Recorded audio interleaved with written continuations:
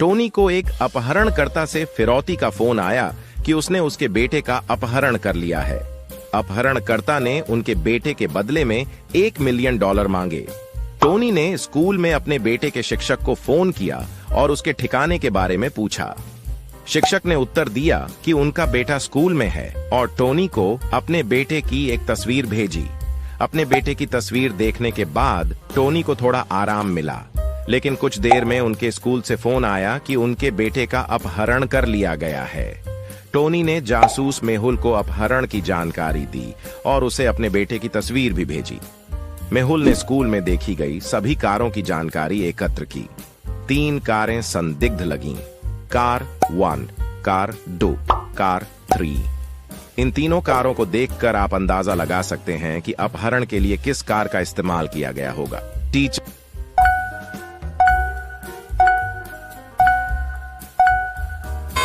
Teacher द्वारा भेजी गई फोटो में टोनी का बेटा बोतल से पानी पी रहा था। वही बोतल कार 2 के अंदर देखी जा सकती है।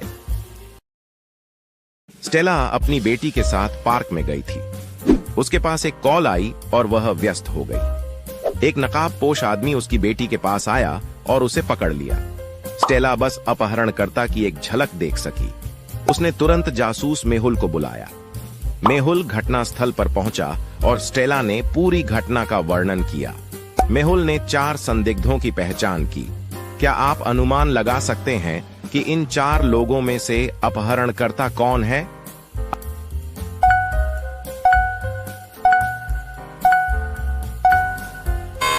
अपहरणकर्ता की गर्दन पर तीसरे आदमी की तरह ही एक जन्म चिन्ह था।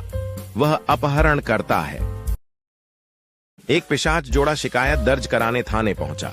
उनका बच्चा कल रात से लापता है। उन्हें आखिरी बार बेकर्स स्ट्रीट पर देखा गया था। जासूस मेहुल ने उस गली की सीसीटीवी रिकॉर्डिंग की जांच की और 3 संदिग्धों की पहचान की। Jack, Robert, Susan.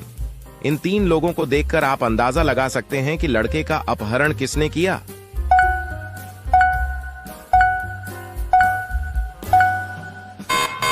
सुसान अपहरण करता है।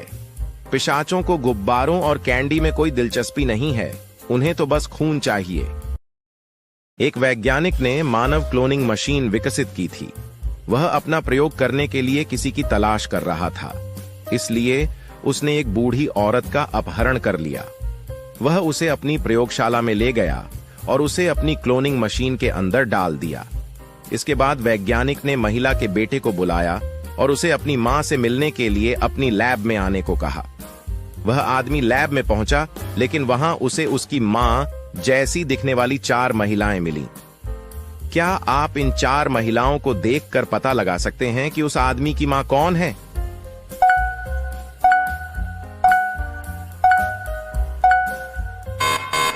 महिलाओं के बाल भूरे थे।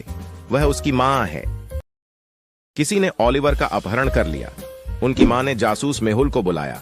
मेहुल ने ओलिवर के कमरे का निरीक्षण किया और उसकी नोटबुक पाई। आखिरी पन्ने पर कुछ चित्र बने थे। मेहुल इसका मतलब समझ नहीं पाया। अपहरण के वक्त 3 लोग मौजूद थे। मेहुल ने उनसे पूछताछ की। जैकब, मुझे ऑफिस से कॉल आया था और मैं करीब 1 घंटे तक कॉल पर था। मुझे कुछ नहीं पता। बॉबी, मैं सुबह से ओलिवर के कमरे में नहीं गया हूं। कुक मैडिसन, मैं ओलिवर के लिए दोपहर का खाना बना रहा था। पूरे समय रसोई में था।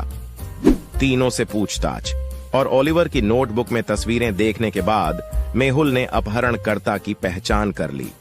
कौन है भाई?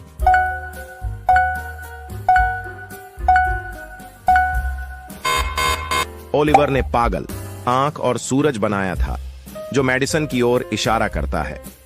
उसने उसका अपहरण कर लिया। जोंटी को पेंटिंग करना बहुत पसंद था। एक दिन जब वह अपनी पेंटिंग शुरू करने वाला था, उसके चाचा उससे मिलने आए। वह कुछ देर तक अपने चाचा के साथ खेला और फिर उसके चाचा ने उसका अपहरण कर लिया।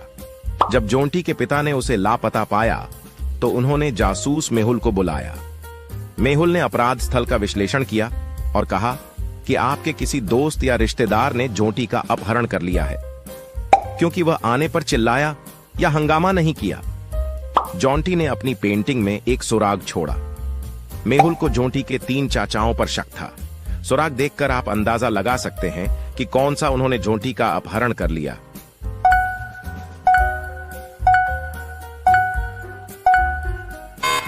यदि आप जोंटी द्वारा बनाई गई पेंटिंग्स को देखें तो वे रेक्टेंगल, एप्पल, मैंगो हैं। ये आराम के शुरुआती अक्षर हैं। उसने जोंटी का अपहरण कर लिया। बैंक एक्स के मैनेजर का कल अपहरण कर लिया गया था और आज बैंक लूट लिया गया। पुलिस बैंक मैनेजर का पता नहीं लगा पाई, इसलिए उन्होंने उसे ढूंढने के लिए जासूस मेहुल की मदद ली। तभी मेहुल के पास एक कॉल आई जिसमें उसे मैनेजर की लोकेशन के बारे में बताया गया। लोकेशन पर पहुंचने पर मेहुल ने मैनेजर को रस्सियों से बंधा हुआ पाया।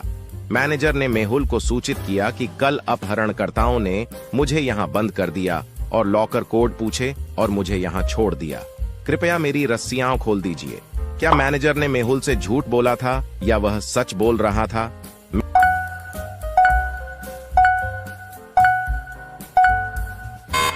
मैनेजर झूठ बोल रहा था।